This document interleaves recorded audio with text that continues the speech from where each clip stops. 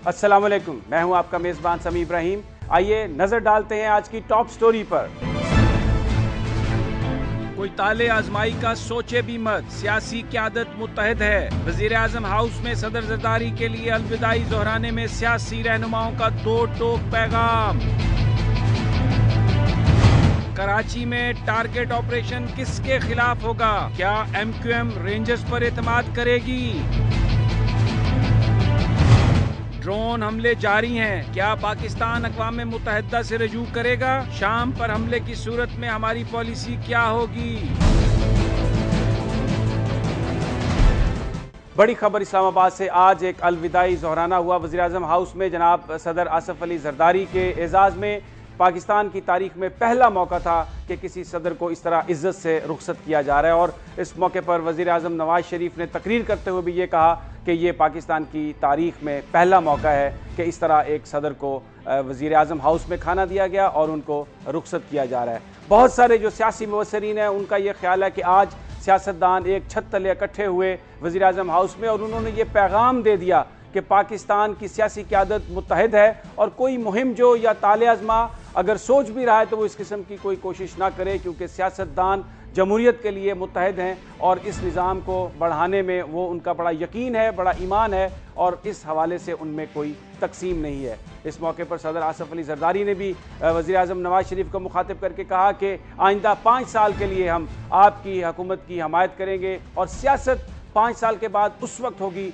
जब नए इंतखाबात का ऐलान होगा। एक बड़ा वाज़े पैगाम दिया जनाब आसिफ अली ज़रदारी ने मियाँ नवाज़ शरीफ को, और आज ये बात समझ में आ रही थी कि कल कराची में जिस वक्त ऐलान हुआ तो उस वक्त भी मियाँ नवाज़ शरीफ के ज़हन में यही एक इफ़हाम व तफ़हीम का फार्मूला उनके ज़हन में था, जिसमें बड़े वाज़े तौर पर उन्होंने ये कहा कि जो सिंध की हुकूमत है हम चीफ मिनिस्टर को लीड रोल देंगे और हम ये नहीं चाहते कि सियासतदानों में तकसीम हो और तमाम स्टेक होल्डर्स को साथ लेकर चलेंगे। अगर हम नज़र डालें जनाब आसिफ अली ज़रदारी के जो 5 साल दौरे हुकूमत है तो उसमें बहुत सारे काम हुए। आइन में 18वीं तरमीम के ज़रिए ये पहला मौका था कि जो तमाम इख्तियारात हैं वो ऐवान सदर से वज़ीर आज़म के ऑफ़िस को और पार्लियामान को दिए गए। इसके अलावा NFC अवार्ड हुआ। फिर इसके साथ साथ जो KP के सूबा सरहद जिसका नाम था, पश्तून अपनी एक आइडेंटिटी चाहते थे तो इन्हीं का दौर था जिसमें KP के खैबर पख्तूनख्वा का नाम मिला सूबा सरहद को। गिलगित बल्तिस्तान को भी एक सूबे का दर्जा दिया गया, वहाँ पर भी जो लेजिस्लेटिव असम्बली है उसका क़याम अमल में आया। तो इसके अलावा सारे दौर में कोई भी जो सियासी कैदी था वो नहीं था, किसी को गिरफ्तार नहीं किया गया, और इसके अलावा फाटा में पॉलिटिकल पार्टीज़ एक्ट के तहत पहली दफ़ा सियासी सरगर्मियों के लिए जो सियासी जमातें हैं उनको वहाँ पर काम करने की इजाज़त दी गई। लेकिन इसके साथ साथ जो ऐसे बहुत सारे वाक़यात भी हुए जिनकी वजह से बड़ी तनकीद भी हुई हुकूमत पर, जनाब आसिफ अली ज़रदारी पर भी। उसमें सबसे बड़ा जो उनका जो अदलिया के साथ जो ताल्लुकात थे हुकूमत के, वो तनाव का शिकार रहे। NRO केस में अमल दरामद के हवाले से वज़ीर आज़म को भी तनकीद का सामना करना पड़ा। उन्हें तौहीन अदालत के नोटिस भी मिले। यूसुफ रज़ा गिलानी को वज़ारत उज़्मा से भी हाथ धोने पड़े। इसके अलावा एबटाबाद में उसामा बिन लादेन के ख़िलाफ़ जो अमरीका का ऑपरेशन था, पाकिस्तान की सॉवरेनिटी की वायलेशन हुई, उस पर भी बहुत तनकीद की गई आसिफ अली ज़रदारी पर। इसके अलावा मेमो गेट कमीशन जो मेमो गेट का जो सारा स्कैंडल हुआ वो भी उन्हीं के ज़माने में हुआ, और ये इल्ज़ाम लगा कि शायद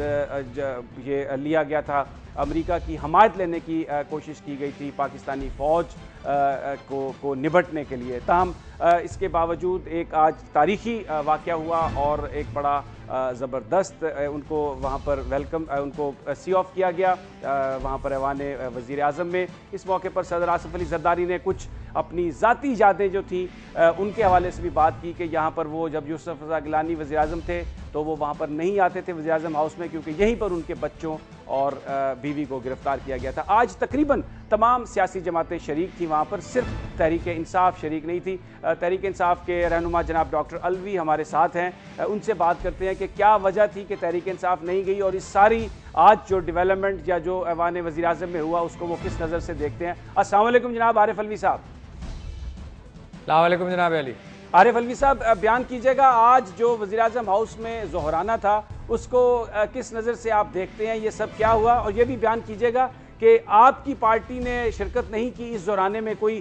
وجہ خاص تھی؟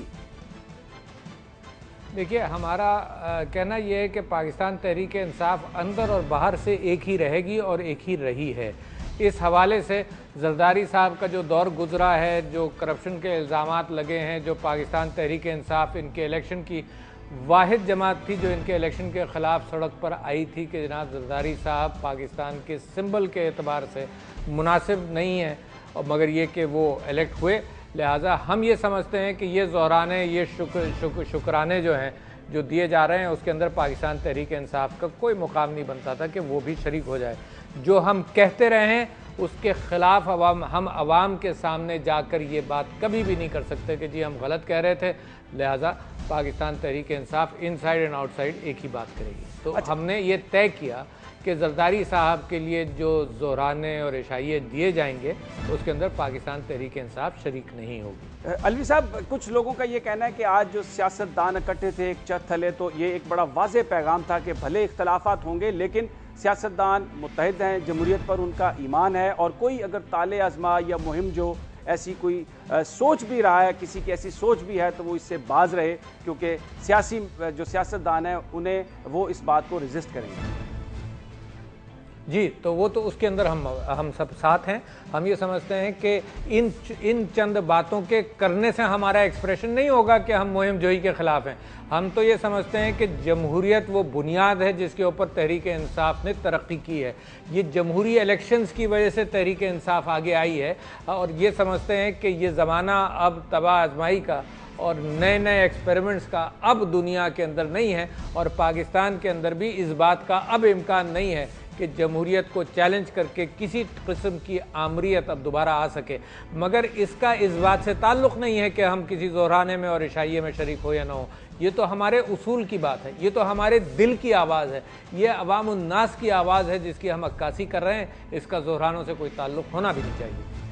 بہت بہت شکریہ عارف علوی صاحب، جو یہ کہہ رہے تھے کہ وہ کیونکہ اعلان کر چکے ہیں ان کی جماعت کہ وہ کسی ایسی تقریب میں شریک نہیں ہوں گے جو صدر آصف علی زرداری کے اعزاز میں ہوگی، اور ان کا یہ کہنا تھا جہاں تک اس بات کا تعلق ہے کہ سیاستدان متحد ہیں اور جمہوریت کو آنچ نہیں آنے دیں گے، اس پر ضرب نہیں آنے دیں گے۔ اس حوالے سے تحریک انصاف کا بھی واضح موقف ہے اور وہ دوسری سیاسی جماعتوں کے ساتھ ہوگی۔ ناظرین، یہاں پر وقت ہوا ایک بریک کا، اور بریک کے بعد ہم بات کریں گے ایم کیو ایم کے رہنما جناب خالد مقبول صدیقی سے، اور ان سے یہ جاننے کی کوشش کریں گے کہ اس وقت جو کراچی میں ہو رہا ہے، جو ڈیولپمنٹ ہوئی ہے، رینجرز کو آپریشن کا لیڈ رول دیا گیا ہے، اس کے حوالے سے ان کی جماعت کیا سوچتی ہے، لیکن یہ سب ایک بریک کے بعد۔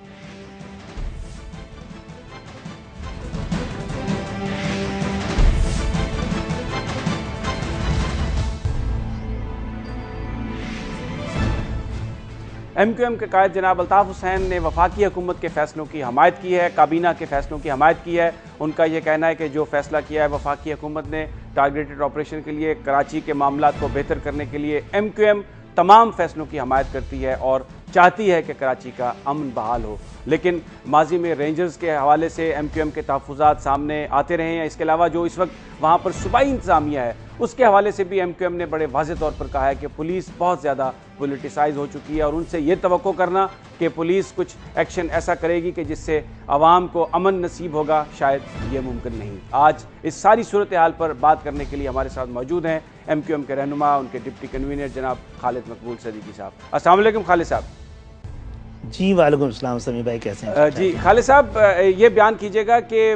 بالکل الطاف حسین صاحب نے یہ تو کہا ہے کہ وہ حکومت کے فیصلوں کی تائید کرتے ہیں، لیکن پریکٹیکلی یہ بتائیے کہ وہی رینجرز ہے، وہی پولیس ہے جس کے حوالے سے آپ نے تحفظات کا بھی اظہار کیا ہے، تو جو نتائج چاہیے، یہ جو سیٹ اپ بننے جا رہا ہے، وہ حاصل ہو سکیں گے؟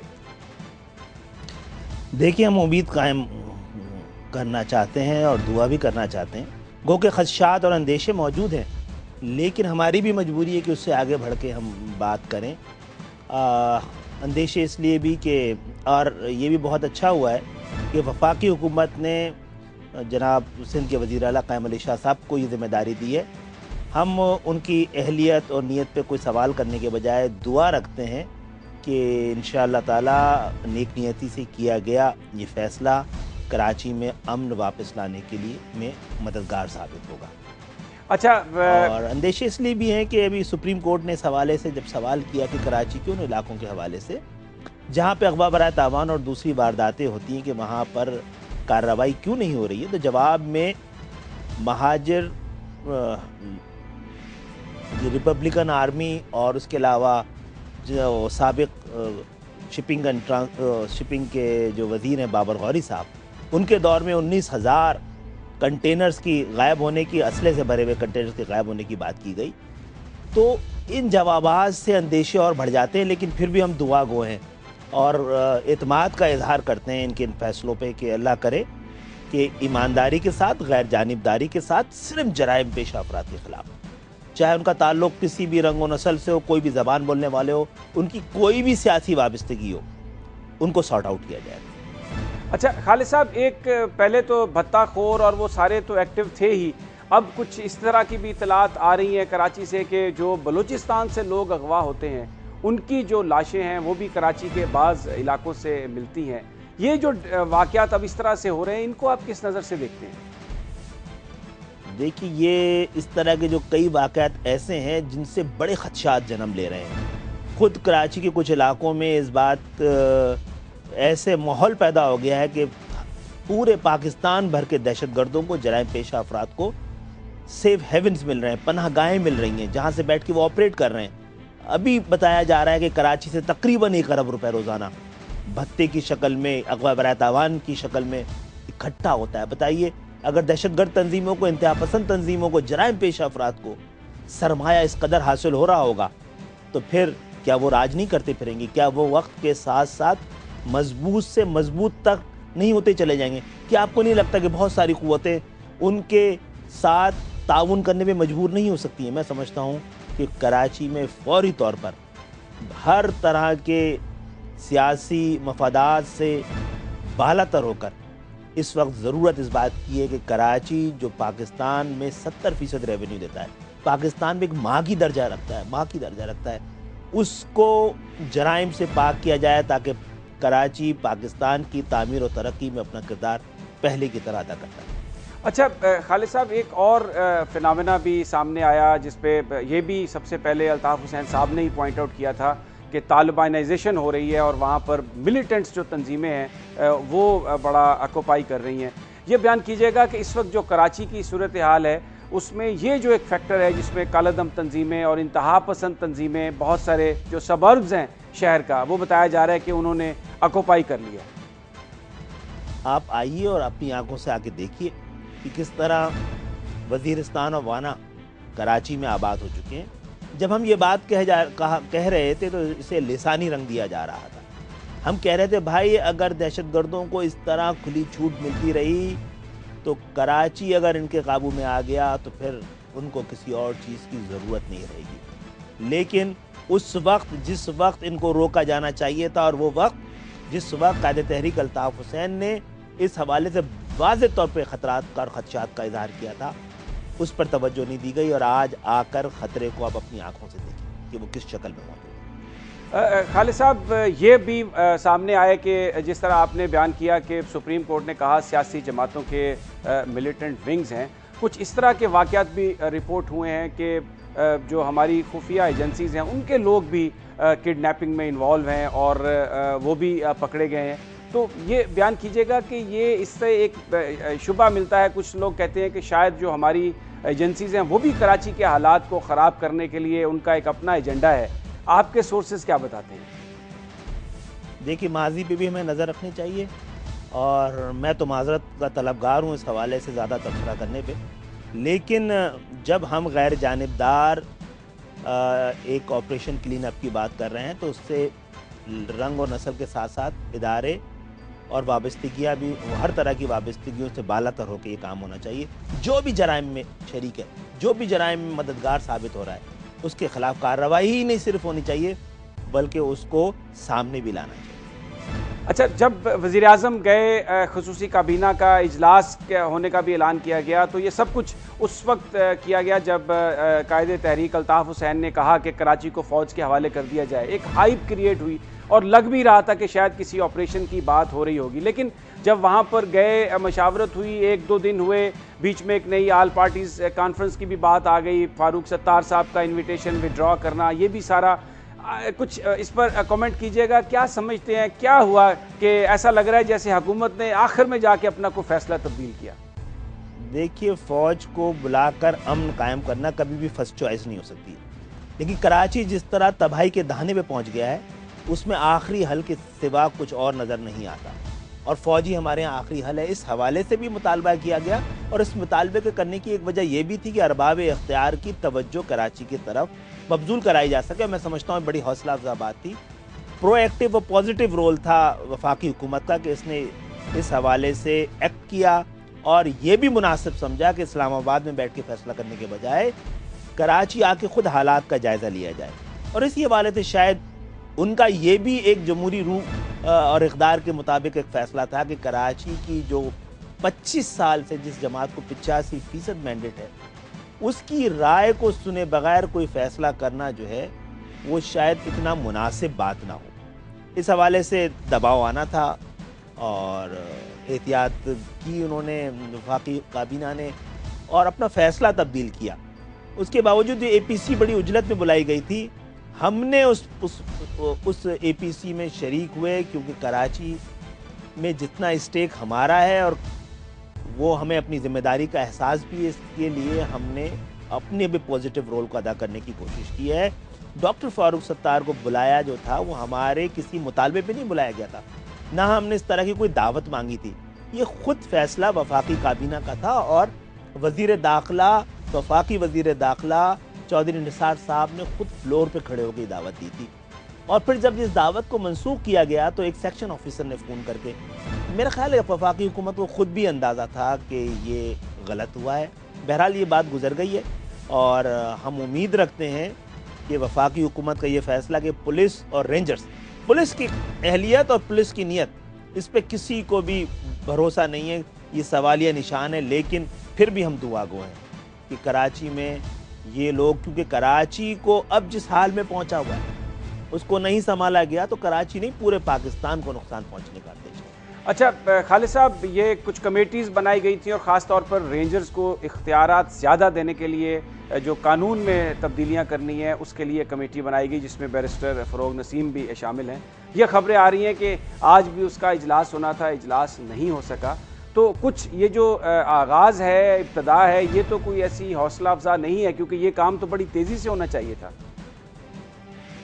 دیکھیں، کمیٹیاں بنانے سے کام نہیں چلے گا، کمٹمنٹ سے کام چلے گا، اور وہ ہونا چاہیے مکمل. آپ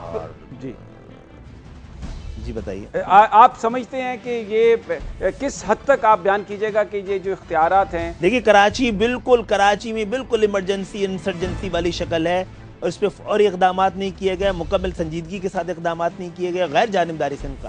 اقدامات نہیں کیے گئے، تو ایسا نہ ہو یہ درد بنے درد لادوا. لیکن میں پھر آپ کی طرف آؤں گا. خیال کرنا، پولیس کی جو اہلیت ہے اس پر تو بالکل آپ نے کھل کر بات کی ہے، اور رینجرز کے حوالے سے بھی اگرچہ آپ ایک امید کا اظہار کر رہے ہیں، لیکن لیکن 5 سال سے بہرحال رینجرز یہاں پر کراچی میں 20 سال سے ہے، اور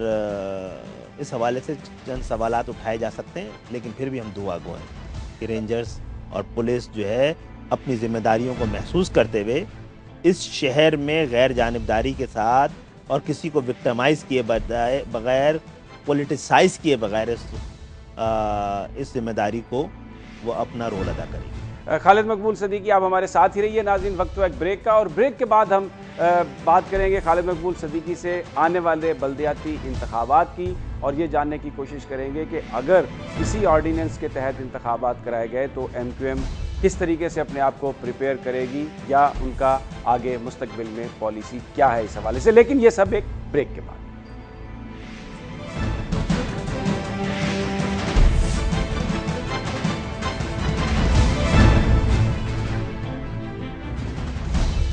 ویلکم بیک. بات ہو رہی ہے کراچی کی، اور ایم کیو ایم کے رہنما جناب خالد مقبول صدیقی ہمارے ساتھ موجود ہیں. خالد صاحب، کراچی کے حوالے سے بات ہو رہی ہے تو ایک اہم معاملہ جو ہے لا اینڈ آرڈر کے ساتھ ساتھ وہ ہے لوکل باڈیز الیکشن. آپ کے پیپلز پارٹی کے ساتھ آپ نے بڑا احتجاج کیا ہے جس آرڈیننس کے تحت یہ لوکل باڈیز الیکشن کروائے جا رہے ہیں، کس طرح سے آپ دیکھتے ہیں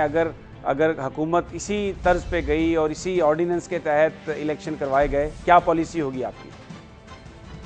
دیکھیے، دنیا بھر کے ترقی یافتہ، تعلیم یافتہ، جمہوری اور طاقتور جو ممالک ہیں، وہاں پر تھرڈ ٹیئر آف گورنمنٹ کے بغیر جمہوریت کا کوئی تصور بھی موجود نہیں ہے۔ اور پھر خود ہمارا آئین، اس کا آرٹیکل 140A مقامی حکومتوں کے بنانے پر زور دیتا ہے، بلکہ اس کا حکم دیتا ہے، اور ایک ایسا بلدیاتی نظام، ایسی مقامی حکومت جس کو مالی طور پر، انتظامی طور پر اور سیاسی طور پر جو خود مختار ہو۔ لیکن ہماری جمہوریت میں جو جاگیردارانہ مزاج اور انداز ہے وہ شخصی آزادی کے خلاف ہے۔ وہ زیادہ سے زیادہ اختیارات کو ایکومولیٹ کرنا چاہتا ہے، وہ تیاری نہیں ہے کہ وہ نچلی سطح پہ اختیارات جائیں، نچلی سطح سے قیادت نکلے، کیونکہ جاگیردارانہ نظام ہوگا تو وہ تو موروثی سیاست کو موروثی سیاستی اس سے جنم لیتی ہے۔ میں سمجھتا ہوں کہ جس طرح کا نظام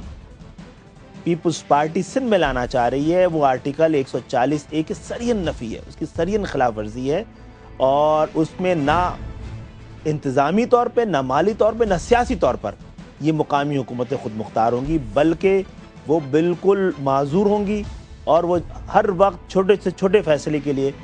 صوبائی حکومت اور وزیر اعلیٰ کے جانب دیکھنے پہ مجبور ہوں گی۔ میں سمجھتا ہوں کہ یہ مذاق اڑانے کے مترادف ہے۔ پاکستان کی عوام اب جمہوریت کے تسلسل کی وجہ سے زیادہ بالغ ہو گئی ہے، زیادہ سمجھدار ہو گئی ہے، اپنے بارے میں زیادہ بہتر فیصلہ کر سکتی ہے، تو ان کو چانس دینا چاہیے، اور زیادہ سے زیادہ اختیارات۔ اگر پاکستان کو آپ خوشحال دیکھنا چاہتے ہیں، پاکستان کو طاقتور دیکھنا چاہتے ہیں، پاکستان کو ترقی یافتہ دیکھنا چاہتے ہیں، تو آپ کو زیادہ سے زیادہ اختیارات نچلی سطح پہ منتقل کرنے ہوں گے۔ 18ویں ترمیم کی روح یہی تھی کہ بہت سارے اختیارات وفاق سے لے کے صوبوں کو، اور پھر وہ دوسرے اسٹیپ میں صوبوں سے بلدیاتی حکومتوں کو منتقل ہونے تھے، لیکن ایک ایسا نظام لایا جا رہا ہے جس نے پہلے بھی کچھ ڈیلیور نہیں کیا تھا۔ اور بڑے افسوس کی بات ہے سمیع بھائی کہ تاریخ تو یہ رہی ہے کہ پاکستان میں جمہوری حکومتوں کے دور میں جمہوریت کا یہ سب سے اہم اسٹیپ یعنی بلدیاتی انتخابات آج تک کرائے ہی نہیں گئے۔ اچھا اب ہمیں امید یہ ہے کہ سپریم کورٹ نے حکم دیا ہے تو شاید مجبوری کے عالم میں کرائے جائیں، لیکن ایسے اس طرح کا جس طرح کا نظام سندھ میں لایا جا رہا ہے، اس سے عام عوام کو، غریب عوام کو، دیکھیں جمہوریت کے نام سے، نیم سے زیادہ ایم اس کا امپورٹنٹ ہے۔ اس کا مقصد یہ ہونا چاہیے کہ جمہوریت کے تسلسل سے یہ فائدہ ہونا چاہیے کہ عام عوام تک جمہوریت کے ثمرات پہنچے، جو کہ بلدیاتی ایک مضبوط، مستحکم اور خود مختار بلدیاتی اور مقامی حکومتوں کے بغیر ممکن ہی نہیں ہے۔ اچھا، آپ نے کہا کہ یہ جو آئین کی جو روح ہے اس کے بھی منافی ہے، کہ کیونکہ آئین تو کہتا ہے کہ اختیارات نچلی سطح پر ٹرانسفر کیے جائیں، اور یہ جو بلدیاتی نظام ہوگا اس سے یہ مقصد حل نہیں ہوگا، تو کیا آپ پھر کورٹ میں جائیں گے، اس کو چیلنج کریں گے کہ یہ جو گو کہ ہم سے کہا یہ گیا ہے کہ ترامیم کی گنجائش موجود ہے، لیکن ہمیں امید کم ہے، تو ہم ضرور اپنا یہ حق استعمال کریں گے، کیونکہ یہ ہمارا فرض ہے کہ عوام کے مفادات اور ان کے حقوق کا تحفظ کرنے کے لیے ہم نے پہلے بھی اور ہمیشہ عدالتوں کا رخ کیا ہے، اور ہمیں امید ہے کہ اس سلسلے میں ہمیں ضرور انصاف ملے گا۔ خالد صاحب، ایک اور بات الطاف حسین صاحب نے کہی تھی کہ اس وقت جس طرح حکومت کا جو سٹرکچر ہے، جو اربن اور رورل پاپولیشن ہے، اس کے درمیان ایک بڑا گیپ ہے، اور اگر اس گیپ کو ختم نہیں کیا گیا تو آگے چل کر بڑی مشکلات ہوں گی، اور غالباً اس گیپ کو ختم کرنے کا ایک طریقہ وہی ہے کہ اگر شہری حکومتیں جو ہیں وہ اس طرح کی آ جائیں، جو اربن جو پاپولیشن ہے وہی اس کی نمائندہ حکومت آ جائے۔ تو ابھی جو آپ بتا رہے ہیں، اس سے تو جو حکومت اگر بنے گی بھی صحیح، جو بلدیاتی الیکشن ہے، تو وہ جو گیپ ہے جس کا الطاف حسین صاحب نے کہا تھا، وہ تو آگے بڑھے گا زیادہ، اس سے تو پرابلم زیادہ ہوگی۔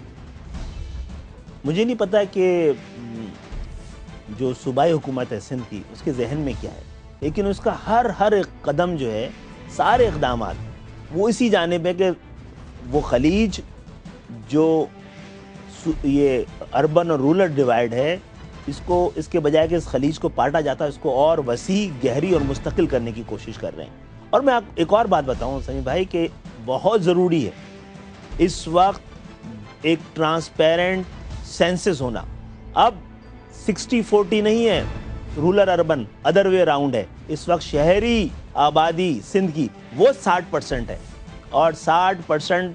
آبادی اگر سینسس ہو جائے تو یہ بات ثابت ہو سکتی ہے، اور اسی بنیاد پہ دوبارہ ڈیلیمیٹیشن ہونی چاہیے، اسی بنیاد پہ اختیارات اور وسائل کی تقسیم ہونی چاہیے۔ اور سندھ کے جو اربن ایریاز ہیں وہ سندھ کے ریونیو کا 90% 95% دیتے ہیں، لیکن اس کے بدلے ان کو 5% اور 10% بھی نہیں مل رہا ہے۔ میں سمجھتا ہوں یہ صورتحال بہت لمبے عرصے چل نہیں پائے گی، اس کے لیے ضرور ان کو سمجھداری کا ثبوت دینا چاہیے، اور یہ جو لوٹ مار کا انہوں نے ایک نظام قائم کیا ہوا ہے، اس سے اپنے آپ کو اجتناب کرنا چاہیے، بچنا چاہیے، ورنہ یہ جو رورل اربن ڈیوائڈ ہے یہ زیادہ گہری ہو گئی تو سندھ کے مستقل باشندوں کے درمیان غلط فہمیاں بڑھیں تو اس کا نقصان صرف سندھ کو نہیں بلکہ پورے پاکستان کو۔ بہت بہت شکریہ خالد مقبول صدیقی، جو کہہ رہے تھے کہ حکومت سندھ کو چاہیے کہ وہ نظر ثانی کرے اور جو رورل اربن جو تفریق ہے اس کو ختم کرے، اور اختیارات کے توازن کے لیے ضروری ہے کہ ایسا نظام آئے جس میں تمام پاپولیشن کو نمائندگی کے یکساں مواقع ملے۔ ناظرین، یہاں پر وقت ہوا ایک بریک کا، اور بریک کے بعد ہم بات کریں گے اقوام متحدہ میں پاکستان کے مستقل مندوب جناب مسعود خان صاحب سے، اور ان سے یہ جاننے کی کوشش کریں گے کہ وزیر اعظم نواز شریف کا جو دورہ امریکہ ہے جس میں وہ اقوام متحدہ میں جائیں گے، خطاب کریں گے، کیا ایجنڈا ہوگا نواز شریف صاحب کا، اور جو اس وقت شام کی صورتحال ہے مسعود خان صاحب اس کو کس نظر سے دیکھتے ہیں، لیکن یہ سب ایک بریک کے بعد۔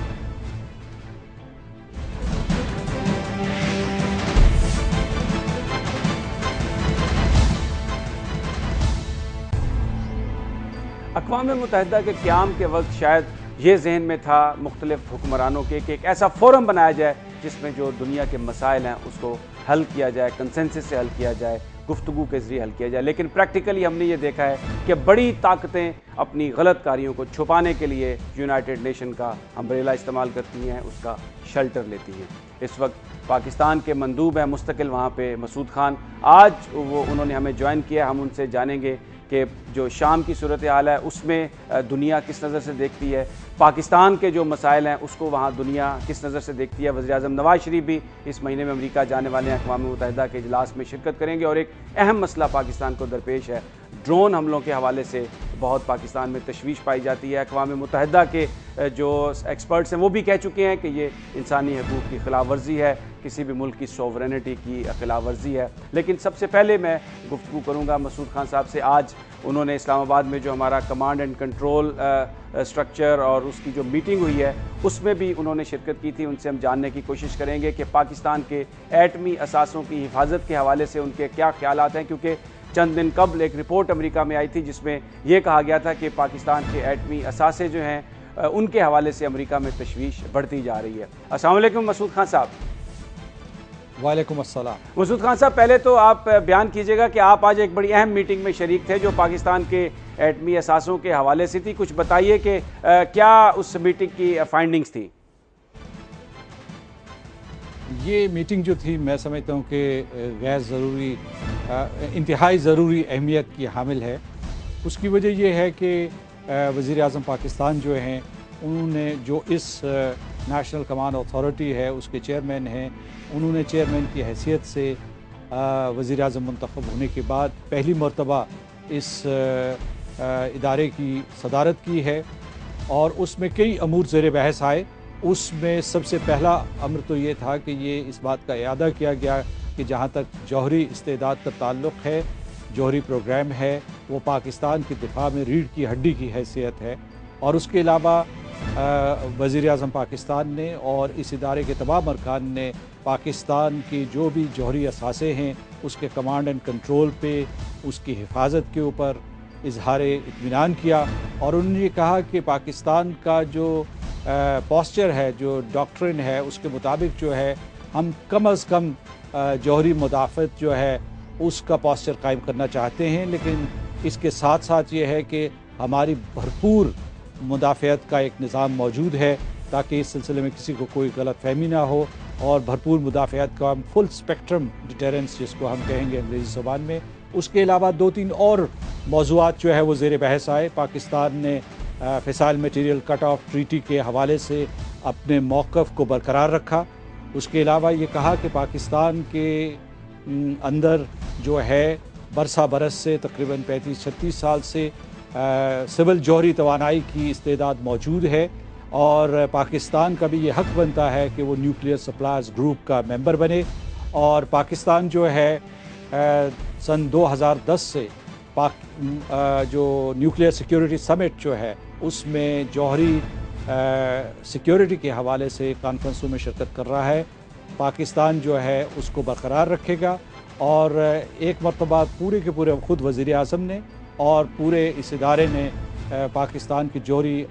اثاثوں کی حفاظت کے اوپر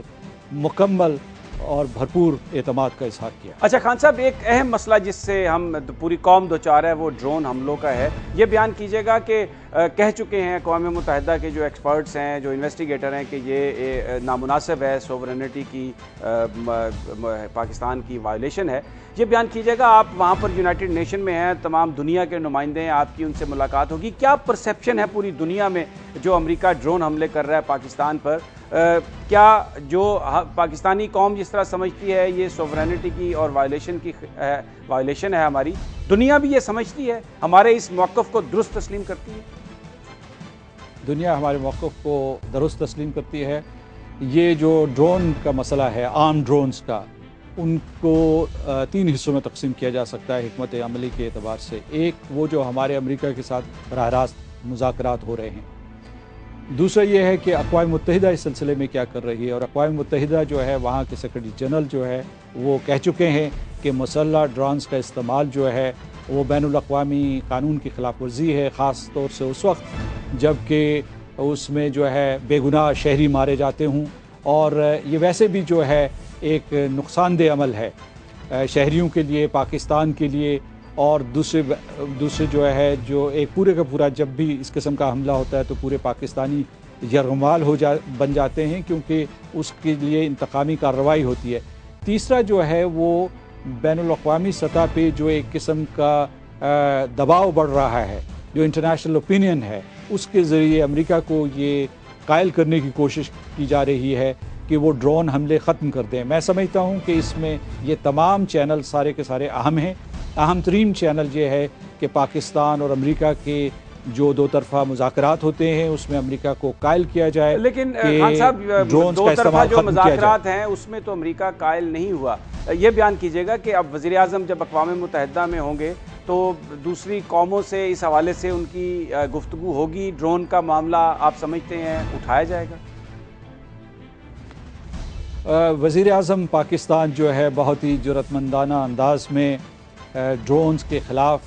اپنے بیانات دے چکے ہیں، اور اس سلسلے میں جو پاکستان کے عوام کی خواہشات ہیں ان کی عکاسی اور نمائندگی کر چکے ہیں. یقیناً جب وہ اقوام متحدہ میں تشریف لے جائیں گے اور ان کی دوسری سربراہان مملکت یا حکومت سے ملاقات ہوگی، اس وقت بھی اور اپنے خطاب میں اس موضوع کے اوپر جو ہے وہ اپنے خیالات کا اظہار کریں گے، اپنے موقف کا اعادہ کریں گے. یہ بھی میں آپ کو بتا دوں کہ اقوام متحدہ کی جو حقوق انسانی کی کونسل ہے اس کے ایک اسپیشل رپورٹر اس معاملے کے اوپر تحقیق کر رہے ہیں. اس کے جو قانونی اور جو بین الاقوامی قانون کے مطابق جو اس کے مضمرات ہیں یا اثرات ہیں اس کے بارے میں وہ اپنی ایک رپورٹ جو ہے اس سال کے اکتوبر میں جنرل اسمبلی میں پیش کریں گے. تو میں سمجھتا ہوں کہ ڈرونز کے اوپر خاصا فوکس رہے گا. ایک اور اہم ایشو خان صاحب جو پاکستان کو ہے وہ LOC پر وائلیشنز ہو رہی ہیں، اور روزانہ ایک معمول یہ بن گیا ہے وہاں پر فائرنگ ہونا. خبریں آ رہی ہیں کہ شاید منموہن سنگھ صاحب سے جو وزیر اعظم نواز شریف صاحب کی ملاقات بھی 27 یا 28 کو ہوگی. انڈین میڈیا بھی اسے رپورٹ کر رہا ہے. کچھ اس حوالے سے آپ بتائیں گے کہ کتنے چانسز ہیں ملاقات کے وزیر اعظم منموہن سنگھ اور وزیر اعظم نواز شریف کے درمیان؟ وزیر اعظم پاکستان نے اپنا عہدہ سنبھالنے کے تھوڑے ہی عرصے کے بعد جو ہے منموہن سنگھ صاحب کو کہا تھا کہ جو ہمارے مذاکرات تعطل کا شکار ہوئے ان کو دوبارہ سے شروع کیا جائے، اور انہوں نے خیر سگالی کا پیغام دیا اور ایک سلسلہ شروع بھی ہوا. لیکن اس کے بعد جو ہے لائن آف کنٹرول کے آس پاس جو واقعات ہوئے اس سے معاملات بگڑ گئے۔ جو آپ نے شروع میں کہا کہ یہ لائن آف کنٹرول کے پاس پاکستانی جو شہادتیں ہو رہی ہیں یہ فی الفور ختم ہونی چاہیے، اس سے فضا بہت خراب ہو رہی ہے۔ پاکستان نے ضبط و تحمل کا مظاہرہ کیا ہے، ہماری جو قیادت ہے اس نے شعور کی پختگی کا مظاہرہ کیا ہے۔ میں سمجھتا ہوں کہ ہندوستان کے قائدین کو بھی ایسا ہی کرنا چاہیے۔ جہاں تک ان کی ملاقات کا تعلق ہے تو اس کے امکانات ہیں اور اس کے سلسلے میں مشاورت جاری ہے۔ پاکستان سمجھتا ہے کہ مکالمہ جو ہے کسی قسم کے تصادم سے بہتر ہے اور پاکستان یہ کوشش جاری رکھے گا۔ ہمیں قوی امید ہے کہ یہ ملاقات ہو جانی چاہیے اور یہ ملاقات جو ہے یہ ڈگنیٹی اور میوچول ٹرسٹ کی بنیاد پہ ہونی چاہیے۔ ایک اور بھی مطالبہ رہا ہے کہ جو اس وقت بڑا اہم مسئلہ ہے افغانستان سے نیٹو ٹروپس کی وڈرال کا اور جو دوسری جو قومیں ہیں وہاں ان کا وڈرال، کہ اقوام متحدہ کو اس میں لیڈ رول ملنا چاہیے جو پیس کونسل ہے، جس کی ابھی تک شاید اس طرح پذیرائی نہیں ہوئی جیسے ہونی چاہیے تھی۔ آپ کیا سمجھتے ہیں کہ یہ جو امن مذاکرات ہیں اس کے لیے اقوام متحدہ کو کوئی رول ملنا چاہیے؟ پاکستان اس حوالے سے کوئی بات کرے گا؟ پاکستان جو ہے افغانستان میں اقوام متحدہ کے کردار کی ہمیشہ حوصلہ افزائی کرتا رہا ہے۔ اقوام متحدہ نے اس سلسلے میں افغانستان کی حکومت سے رابطے کیے ہیں، باقی سیاسی قوتوں کے ساتھ بھی ان کے بالواسطہ یا براہ راست جو ہے وہ رابطے موجود ہیں۔ میں یہ سمجھتا ہوں کہ جب وہاں سے فوجوں کا انخلاء ہوتا ہے، نیٹو کا، ISAF کا اور امریکہ کا، تو وہاں خلا پیدا نہیں ہونا چاہیے۔ وہ سیکیورٹی کے حوالے سے، معیشت کے حوالے سے اور اس کے علاوہ جس قسم کی بھی وہاں سیاسی ٹرانزیشن ہو رہی ہے، سیاسی تبدیلی ہو رہی ہے، یا جو ایک نئی حکومت وہاں وجود میں آ رہی ہے، اس سلسلے میں اقوام متحدہ کی براہ راست دلچسپی بھی ہے، ان کا رول بھی ہے۔ یہاں پہلے سے یوناما ان کا ایک مشن یہاں رہا ہے، تو اقوام متحدہ ان تمام امور کا جائزہ لے رہا ہے۔ پاکستان اقوام متحدہ اور افغانستان کے درمیان جو روابط بڑھیں گے ان کی نہ صرف حوصلہ افزائی کرے گا بلکہ ان کی جو ہے عملی مدد کرنے کے لیے بھی تیار ہے۔ اور اب خان صاحب آخر میں آپ کا کمنٹ چاہوں گا، اس وقت جو شام کی صورتحال ہے اس پر امریکہ لگ رہا ہے کہ ضرور کوئی لمیٹڈ آپریشن کرے گا، بھلے سیکیورٹی کونسل نے اس کی اجازت نہیں دی۔ آپ کیا سمجھتے ہیں کہ کیا حملہ واقعی امریکہ کرے گا؟ اور پاکستان اس حوالے سے مذمت تو کر چکا ہے کہ نہیں ہونا چاہیے، شام کے ساتھ دینے کی بھی بات ہم کر چکے ہیں، کس حد تک ہمارا اس میں رول ہو سکتا ہے؟ دیکھیے، اس سطح پہ میں یہ کہوں گا کہ جب تک کہ 9 ستمبر میں صدر اوباما کی ان کی اپنی کانگریس کے ساتھ مشاورت مکمل نہیں ہوتی، اس وقت تک جو کچھ بھی ہم حملے کے بارے میں کہیں گے وہ قیاس آرائی ہوگی۔ لیکن ہم سمجھتے ہیں کہ حملہ نہیں ہونا چاہیے، طاقت کا استعمال نہیں ہونا چاہیے۔ جو سیدھا راستہ ہے وہ سلامتی کونسل کا ہے۔ یہ ضرور اپنی جگہ پہ بات درست ہے کہ سلامتی کونسل میں جو ہے اتفاق رائے موجود نہیں ہے، روس اور امریکہ جو ہے ان کے نظریات ایک دوسرے سے نہیں ملتے، لہٰذا زیادہ کوشش یہ ہونی چاہیے۔ ہم سمجھتے ہیں کہ 2 سطح پہ کوشش ہونی چاہیے۔ ایک تو یہ ہے کہ سلامتی کونسل میں اتفاق رائے پیدا کیا جائے، اور دوسری طرف جو سیرین حکومت ہے اور اپوزیشن ہے ان کو آمادہ کیا جائے کہ وہ جنیوا کے مذاکرات میں شرکت کریں۔ تیسرا جو اس میں ایک اور اہم پہلو ہے کہ کیمیائی ہتھیاروں کے استعمال کے سلسلے میں الزامات موجود ہیں، الزامات اور جوابی الزامات موجود ہیں، کلیمز اور کاؤنٹر کلیمز ہیں، ایلیگیشنز اور کاؤنٹر ایلیگیشنز ہیں۔ اس کا بہترین طریقہ یہ ہے کہ اقوام متحدہ نے جو ایک تحقیقاتی ٹیم بھیجی ہے وہ اس بات کا حتمی طور پر تعین کر لے کہ کیمیائی ہتھیار استعمال ہوئے ہیں، لیکن اس سے بھی بڑھ کر یہ چیز ضروری ہے متعین کرنا کہ کس نے اجازت دی ان کے استعمال کی اور کس نے استعمال کیا، کیونکہ تبھی آپ کسی کو سزاوار ٹھہرا سکتے ہیں۔ بہت بہت شکریہ مسعود خان صاحب، جو یہ کہہ رہے تھے کہ جب تک تعین نہ کیا جائے کہ یہ گیس کس نے استعمال کی سیریا میں، اس وقت تک یہ کسی کو مورد الزام ٹھہرانا نامناسب ہوگا۔ ناظرین، یہ تھا آج کا پروگرام۔ کل پھر آپ سے ملاقات ہوگی ٹاپ سٹوری میں نئی خبروں اور نئے انالیسس کے ساتھ۔ تب تک اپنا اور اپنے ساتھیوں کا خیال رکھیے گا۔ اللہ نگہبان۔